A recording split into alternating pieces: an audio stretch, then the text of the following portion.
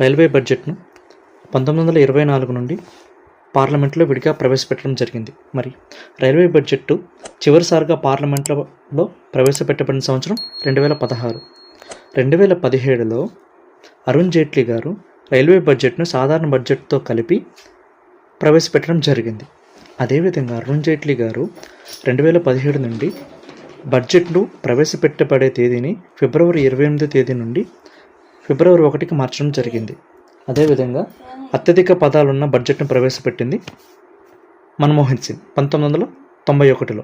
ఎన్ని పదాలు? 18,650 పదాలు. మరి అత్యల్ప పదాల బడ్జెట్ను ప్రవేశపెట్టింది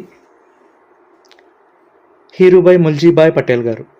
ఏ సంవత్సరం? 1977 సంవత్సరం. ఎన్ని పదాలంటే 800 పదాలతో ప్రవేశపెట్టడం జరిగింది.